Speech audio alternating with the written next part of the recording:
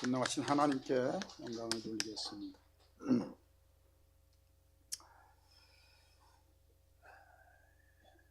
루마니아라고 하는 나라에 살아있는 순교자라고 불리는 리처드 범브란트라고 하는 위대한 분이 계십니다. 이분은 저명한 저술가요 신학 교수입니다. 오래전 그 조국 루마니아가 나치에 의해서 점령이 되고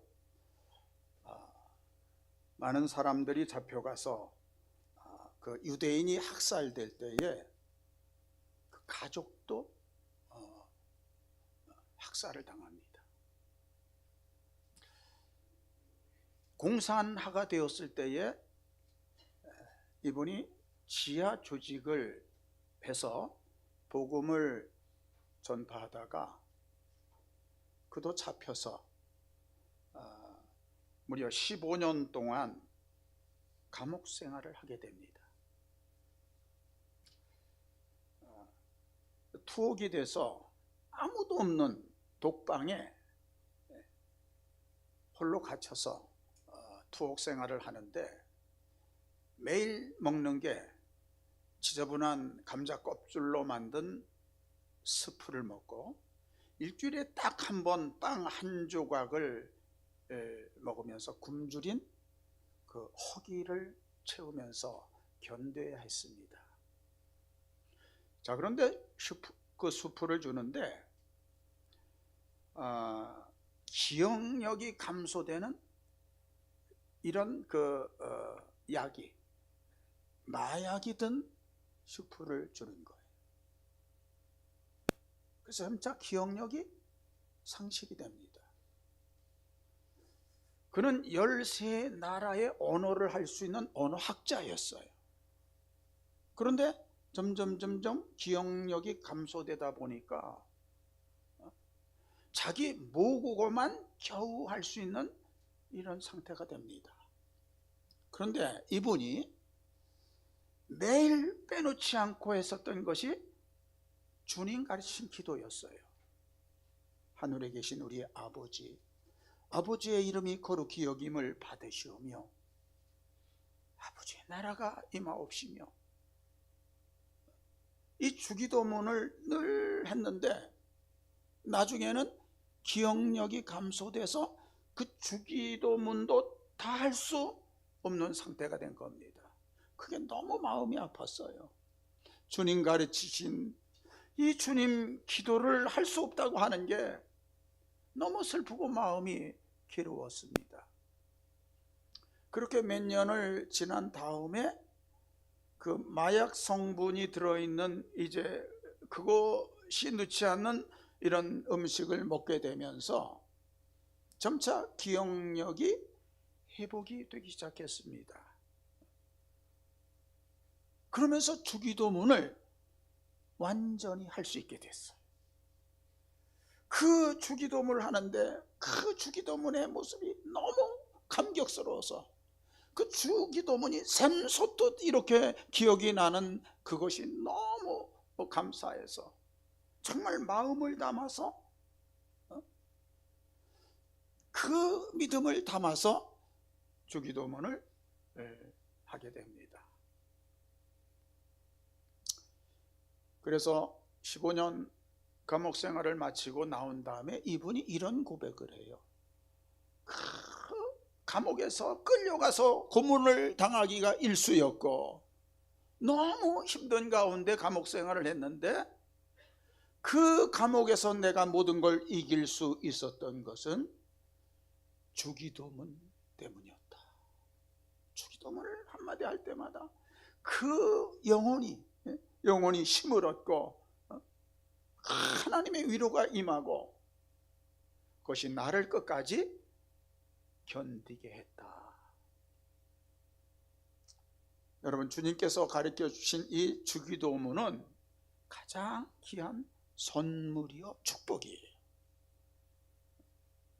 정말 우리가 아침에 일어나서 또 하루가 마칠 때에 이 주기도문을 깊이 묵상하면서 드리게 될 때에 그것이 우리의 영혼을 새롭게 하고 풍성한 하나님의 은혜를 누리면서 살아가는 이런 은혜가 임하게 되는 줄 믿습니다. 그래서 예수님께서 너희는 이렇게 기도하라 기도를 가르쳐 주셨어요. 이 기도를 통해서 누구에게 기도하라고 말씀을 하고 있습니까? 하늘에 계신 우리 아버지요. 하나님은 어떤 분이십니까? 우리에게 가장 좋은 것을 주기를 원하시는 분이세요. 풍성한 것을 주셔서 누리기를 원하시는 아버지께 기도해라.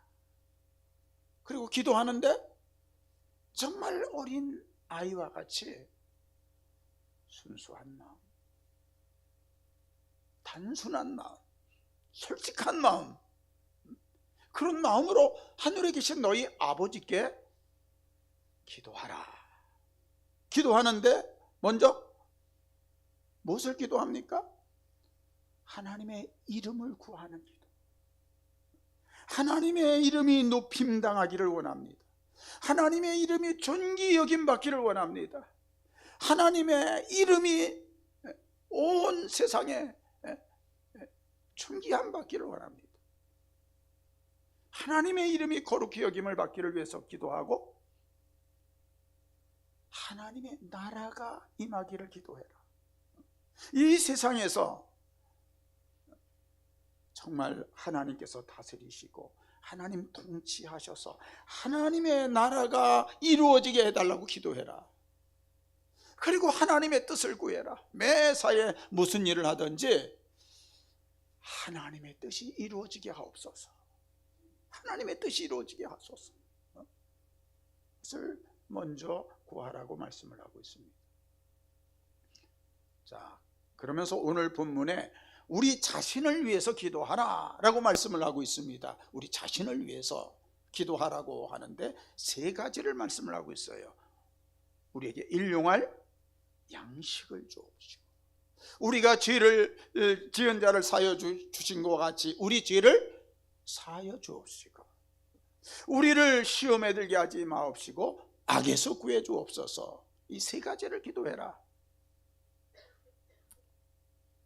바클레이라고 하는 이런 주석가는 이 세 가지를 삼위일체 되신 하나님께 드리는 기도다라고 얘기를 했어요. 자, 일용할 양식을 주옵소서라고 하는 것은 온 세상을 창조하시고 모든 것들을 공급하시는 성부 하나님께 드리는 기도다. 그리고 우리의 죄를 용서해 주옵소서라고 하는 드리는 기도는 우리를 위해서 고난당하시고 그 주님 앞에 나갈 때마다 그 보혈로 우리의 죄를 깨끗게 하시는 성자 하나님께 드리는 기도다.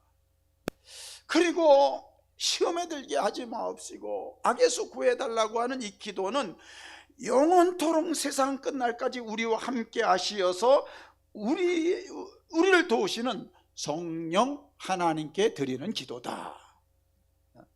그렇게 얘기를 했습니다. 그래서 우리를 위해서 기도하는데 오늘 우리에게 일용할 양식을 주옵소서라고 기도를 하고 있습니다. 양식을 구하라. 여러분, 양식이라고 할 때에 생각나는 것이 구약의 만나 사건이에요. 자, 이스라엘 백성들이 출애굽해서 광야로 나갔을 때에 제일 중요하고 제일 현실적인 문제가 양식의 문제였습니다. 자, 20세 이상만 장정만 70만이었어요. 그 많은 사람들에게 있어서 가장 절실한 문제가 먹는 양식의 문제였어요. 그래서 양식이 없어서 이렇게 부르짖을 때에 자, 하나님께서 무엇을 내려주십니까? 하늘에서 만나를 내려주세요. 날마다 만나를 내려주세요. 이 만나는 무엇을 의미했습니까? 출애굽기 16장 4절에 보면 그때 여호와께서 모세에게 이르시되 보라, 내가 너희를 위하여 하늘에서 무엇을? 양식을 비같이 내리리니 백성이 나가서 일용할 것을 날마다 거둘 것이다. 내가 너희를 위해서 하늘에서 양식을 비같이 내리리라. 그래서 만나를 내려주세요. 이 만나의 근원은 어디예요? 하늘에서. 땅에서 저절로 맺힌 게 아니라 하늘에서 비와 같이 내리는 양식이었습니다. 그러니까 양식의 근원은 누구예요? 하나님이라는 거예요. 하나님이 주신 양식이라는 거예요. 그래서 15절에 이렇게 말씀을 합니다. 이스라엘 자손들이 보고 그것이 무엇인지 알지 못하여 서로 이르되 이것이 무엇이냐 하니 모세가 그들에게 이르되 이는 여호와께서 너희에게 주어 먹게 하신 뭐예요? 양식이다. 누가 주셨다고요? 여호와 하나님께서 너희에게 주신 양식이다. 그걸 매일 거두게 하세요. 날마다 거두게 하세요. 날마다 먹었던 양식은 매일같이 하나님의 주시는 은혜였습니다. 하나님 주신 은혜의 양식이었어요. 자, 그런데 이 만나를 양식으로 주시는데 매일매일 거두게 하셨어요. 식구의 수만큼, 식구가 먹을 양만큼 매일매일 거두게 하셨어요. 어떻게 생각하면 한 일주일치를 미리 주시든지 한 달치를 미리 주셔서 쌓아놓게 하면 좋으실 텐데 매일매일 필요한 양식만큼만 거두게 하셨습니다. 어떤 좀 욕심 많은 사람은 더 많이 거뒀는데 먹고 남은 다음에 보니까 그 다음날 보니까 썩어버린 거예요. 먹을 수가 없는 거예요. 매일매일 먹을 양만 주셨어요.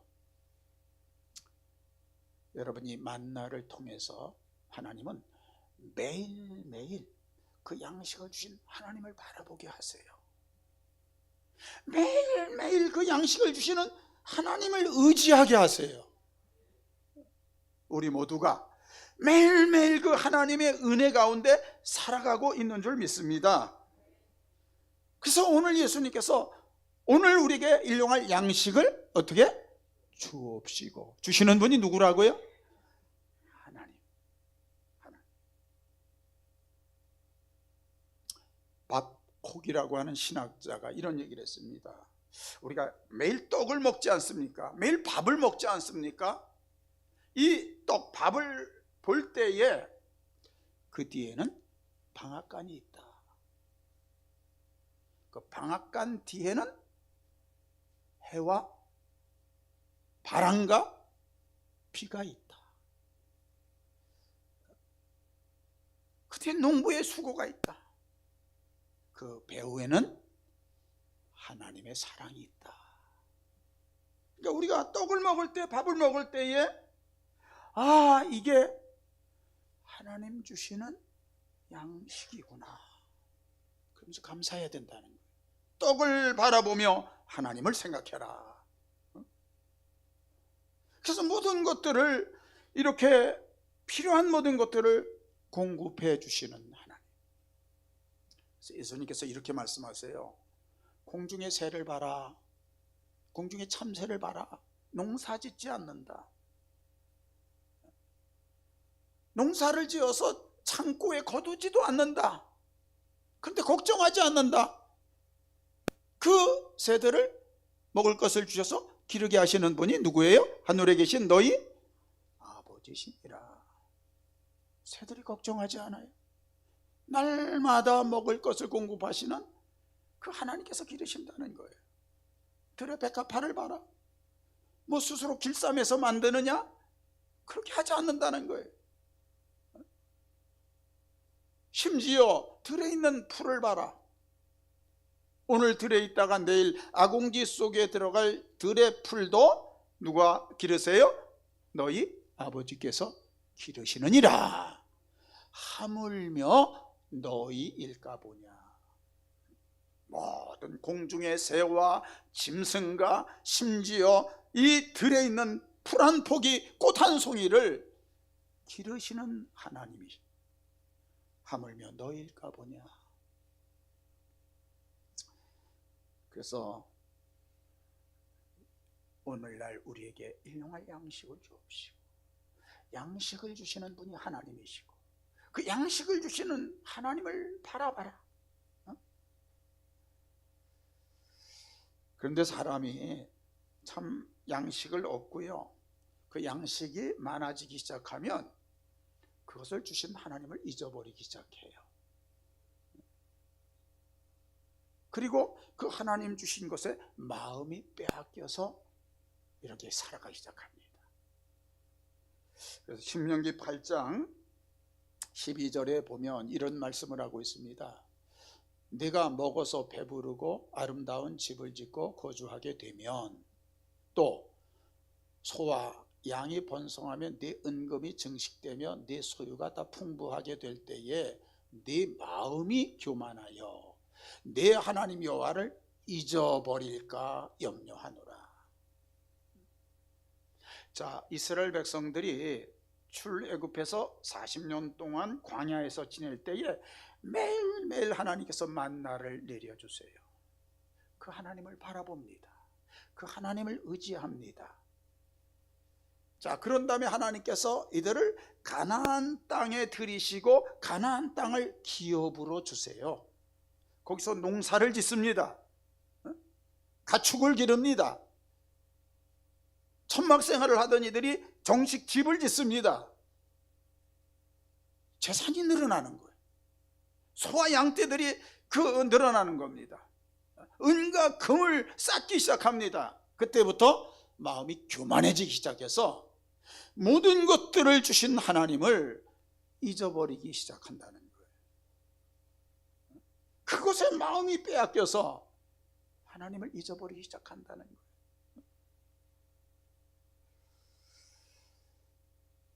그래서 참 우리가 수고해서 우리가 애써서 이 모든 것들을 얻는 것 같지만 그것을 주시는 하나님, 그 양식의 근원을 허락해 주신 하나님, 그 하나님을 기억해야 된다는. 그래서 디모데전서 6장 17절에 이렇게 말씀을 하고 있습니다. 내가 이 세대에서 부한 자들을 명하여 마음을 높이지 말고, 부유한 자들, 부자들을 향해서 교만하지 말아라. 내가 내 능력으로 이 모든 것들을 이뤘다, 그렇게 교만하지 말라는 거예요. 그리고 정함이 없는 재물에 소망을 두지 말아라. 그 재물 영원하지 않다는 거예요. 사라질 때가 있다는 거예요. 거기에 소망을 두지 말아라. 거기에 마음을 빼앗기지 말아라. 그러면서 오직 우리에게 모든 것을 주셔서 후히 누리게 하시는 하나님을 바라보고 하나님께 소망을 둬라. 하나님 주신 것에 마음을 빼앗기지 말고 그것을 주시는 하나님을 바라보고 그 하나님을 소망하며 살라는 거예요.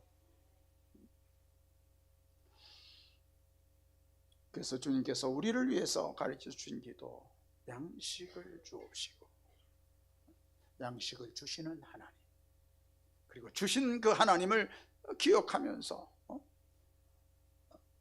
기도를 하라는 거예요. 우리의 필요한 것을 그 양식을 위해서 기도해라. 그 다음에 우리의 죄를 사해달라. 우리가 우리의 죄 지은 자를 사여준 것 같이 우리의 죄를 사여달라라고 기도하라고 하셨습니다. 여러분, 이 의미는 정말 하나님께서 엄청난 우리의 죄를 용서해 주셨어요.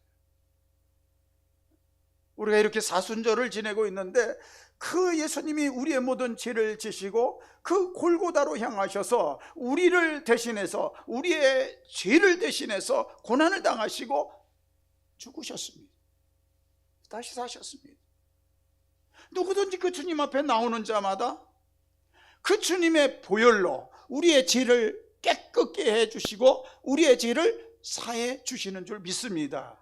이런 엄청난 사랑과 은혜를 하나님께서 베풀어 주셨어요. 엄청난 죄를 용서해 주셨으니 너희도 다른 사람을 용서하라고 하는 의미예요.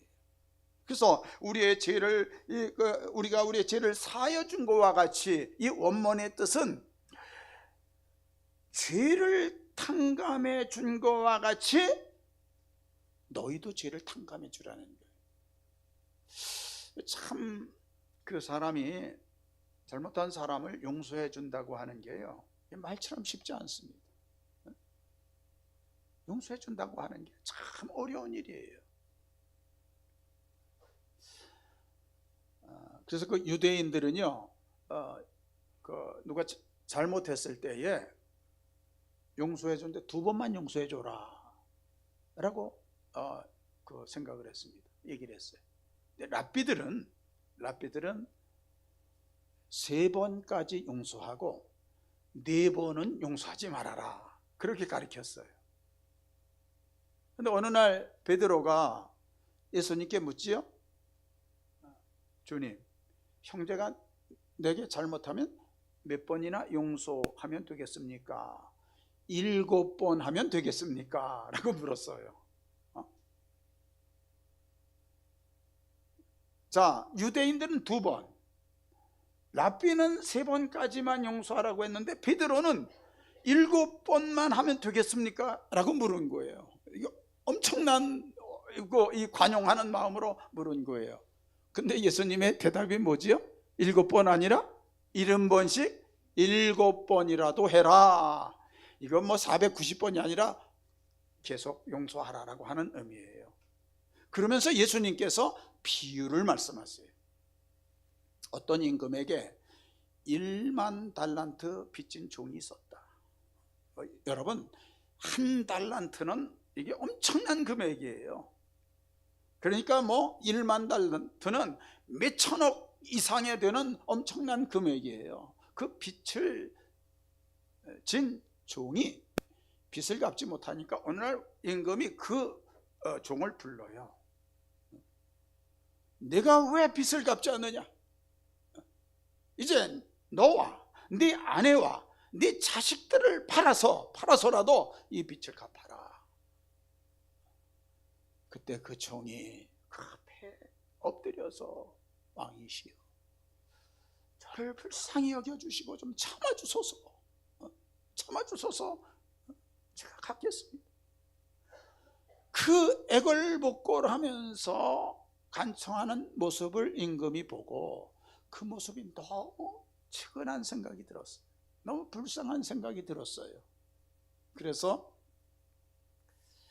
그 사람의 1만 달란트의 빚을 탕감해 줍니다. 아무 조건 없이 그냥 탕감해 주는 거예요. 갚지 않아도 되도록, 자신과 아내와 자녀들이 뭐 노예로 팔려가지 않아도 될 정도로 탕감해 주는, 얼마나 감사하고 얼마나 감격스럽고 얼마나 고마운 일입니까? 그래서 자유의 몸이 돼서 이제 집으로 가고 있는 중에 도중에 누구를 만납니까? 자기에게 100데나리온 빚진 동료를 만나요. 100데나리온. 당시 하루의 품삯이 뭐 한 데나리온이었으니까 뭐 한 3달치 정도 되는 이런 금액이겠죠. 100데나리온. 자, 그 동료에게 왜 내 100데나리온을 갚지 않느냐라고 하니까 그 동료가 엎드려서 좀 참아달라, 내가 꼭 갚겠다. 자, 그때에 그가 그 동료의 목을 잡고 그를 고소해서 감옥에 갇히게 해요. 자, 이 소식을 임금이 들었습니다. 그를 불러오라. 내가 너를 불쌍히 여겨서 1만 달란트의 빚을 탕감해 주지 않았느냐? 그러면 너도 네 동료의 빚을 탕감해 주는 것이 마땅하지 않느냐. 이자를 감옥에 갇혀라. 그리고 1만 달란트를 갚기까지 거기서 나오지 못하게 하라. 이 비유를 예수님께서 하시면서 누구든지 중심으로 형제를 용서하지 아니하면 너희도 용서함을 받지 못하리라 라고 하는 말씀을 하세요. 그래서 오늘 예수님께서 주기도문을 이렇게 가르치시면서 무슨 말씀을 하고 있습니까? 14절 이하에 너희가 사람의 잘못을 용서하면 너희 하늘 아버지께서도 너희 잘못을 용서하려니와 너희가 사람의 잘못을 용서하지 아니하면 너희 아버지께서도 너희 잘못을 용서하지 아니하시리라. 왜 용서해야 됩니까? 하나님께서 우리 엄청난 이 죄라고 하는 빚을 다 탕감해 주셨어요. 그래서 너희도 용서하라는 거예요.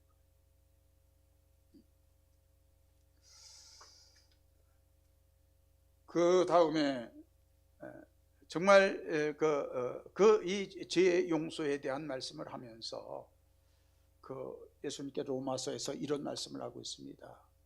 예수님이 우리의 죄를 위해서, 우리 죄를 용서하기 위해서 십자가에 죽으셨는데 우리가 죄인 되었을 때에, 그리고 원수 되었을 때에, 악한 자가 되었을 때에 예수 그리스도께서 우리의 죄를 대신 죽으심으로 인해서 우리의 죄를 사해 주셨다. 이게 우리의 모습이라는 거예요. 우리가 무슨 자격이 있어서, 선하고 공로가 있어서 우리를 대신해서 예수님이 죽으신 게 아니라 악한 자 되고 죄인 되고 원수 되었을 때에 이런 은혜를 베풀어 주셨다는 거예요. 너희가 이런 은혜를 받았으니 너희도 서로 사랑하고 용서하라 라고 말씀을 하고 있습니다. 그 다음에 세 번째로 주신 말씀이 시험에 들게 하지 마옵시고 악에서 구하옵소서. 여러분, 시험은 두 종류가 있습니다. 첫 번째는 하나님 주시는 시험이 있어요. 하나님께서 때로 이 믿음을 테스트 하십니다. 시험하세요. 대표적인 것이 창세기 22장에 보면 어느 날 하나님께서 아브라함에게 나타나세요. 아브라함을 시험하시려고 내 사랑하는 아들 독자 이삭을 바쳐라 라고 말씀하세요. 이건 뭐 도저히 이해할 수 없는, 받아들일 수 없는 이런 말씀이죠. 이 아들이 어떤 아들입니까? 100세 때에 얻은 외아들, 독생자예요. 자기 생명보다도 더 귀하게 여기는 그런 아들이에요. 그 아들을 드려라. 왜 이런 말씀을 하시는 거예요? 아브라함을 시험하시려고. 그런데 놀랍게도 아브라함이 그 하나님의 말씀에 순종해서 그 어린 아들을 데리고 하나님 지시하신 모리아 땅으로 갑니다. 3일 길을 걸어서 모리아로 가는 거예요. 그 모리아 산에 올라가서 그 아들을 제단에 올려놓고 칼을 들었을 때에 하나님께서 아브라함아, 네가 이제야 나를 경외하는 줄 아노라. 그러면서 한 어린 양을 예비하셔서 그 어린 양을 대신 드리게 합니다. 여러분, 이 모리아 사건은 갈보리에서 우리의 죄를 대신 죽으신 하나님의 어린 양 대신 예수님의 사건을 가장 잘 보여주시는, 가장 잘 예표하는 사건이에요.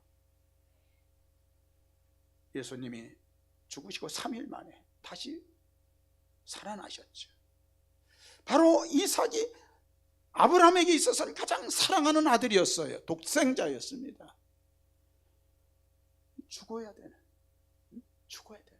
근데 아브라함이 그 아들을 드릴 수 있었던 이유가 뭡니까? 히브리서 11장에 보면 없는 중에 받은 아들이고 이 아들을 죽여도 다시 살게 하실 줄을 믿었기 때문에 하나님께 드렸다라고 기록을 하고 있습니다. 죽었다가 다시 사는 이 사실을 믿었기 때문에 부활의 신앙을 믿었다는 거예요. 그래서 참 이 하나님 주시는 이런 시험이 있습니다. 근데 이와는 다른 마귀가 주는 시험이 있어요. 이건 뭐 시험이라기보다는 미혹이고 유혹하는 거예요. 하나님 주시는 시험은 믿음을 더 견고하게 하기 위해서, 마치 학생들이 학교에서 시험을 보는 것이 실력을 테스트하고 향상시키기 위해서 시험을 치르지 않습니까? 근데 이게 마귀가 주는 시험은 사람을 실족하게 만들고, 그리고 하나님 주신 모든 것들 다 잃어버리게 만들고, 하나님을 떠나게 만들고. 여러분, 첫사람 아담에게 뱀을 통해서 사탄이 무슨 시험을 합니까? 선악과를 먹게 하는 시험을 하잖아요. 자, 이 선악과를 먹지 말아라, 먹으면 정령 죽으리라 말씀하셨는데, 자, 사탄이 뱀을 통해서 뭐라고 욕을 합니까? 이것을 먹으면 눈이 밝아서 하나님과 같이 되리라, 결코 죽지 아니하리라. 선악과를 딱 먹게 해요. 하나님의 말씀을, 하나님을 의심하게 만들고 불순종하게 만들고 결국은 모든 것을 다 잃어버리게 만듭니다. 예수님도 마귀에게 3번의 시험을 받으셨어요. 40일 금식하신 직후에 이 마귀가 나타나서 돌이 떡이 되게 하라. 자, 40일 금식하신 예수님에게 있어서 가장 절실한 문제, 중요한 문제는 먹는 문제였어요. 그때 마귀가 이 돌이 떡이 되게 하라. 여러분, 이 시험은 뭡니까? 이 떡이 가장 중요하다는 거예요. 하나님보다, 하나님의 말씀보다 떡이 우선이다. 그때 예수님께서 사람이 떡으로만 사는 게 아니라 하나님 입에서 나오는 말씀으로 사는 것이다. 그래서 시험을 물리치세요. 두 번째로는 높은 성전에 올라가서 뛰어내려라. 그러면 천사가 너를 받들 것이다. 네가 그 인기를 얻게 될 것이다. 순식간에 인기를 얻고 한순간에 많은 돈을 벌 수 있고 많은 것을 가질 수 있는, 하나님 시험하게 해요. 예수님께서 하나님을 시험하지 말아라. 자, 그러니까 높은 산에 예수님을 데리고 올라가서 천하만국의 영광을 보여줍니다. 그 화려한 영광을 보여주면서 만일 나에게 엎드려 절을 하면, 경배하면 이 모든 것을 너에게 주리라. 세상의 화려한 영광들로 유혹을 하는 거예요. 유혹을 하는 목적이 뭡니까? 하나님을 떠나서 마귀를 경배하라고, 마귀를 섬기라고.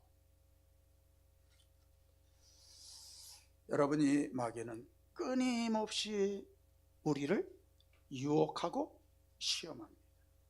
그래서 베드로 사도도 근신하라, 깨어있으라, 너희 대적 마귀가 우는 사자와 같이 두루다니며 삼킬 자를 찾느니라. 끊임없이 유혹을 한다는 거예요. 끊임없이 시험할 대상자를, 삼킬 자를 찾는다는 거예요. 이 마귀는요, 우리보다 훨씬 지혜롭고 아주 간사하고요, 강합니다. 그래서 에베소 6장에 보면, 자, 여러분, 이 세상이 누가 지배를 하고 있습니까? 이 악한 세상 누가 영향력을 끼치고 있습니까? 에베소 6장 12절에 보면 이렇게 말씀을 하고 있습니다. 우리의 씨름은 혈과 육을 상대하는 것이 아니요 통치자들과 권세들과 이 어둠의 세상 주관자들과 하늘에 있는 악한 영들을 상대합니다. 이 어두운 세상을 주관하는 자들이 누구예요?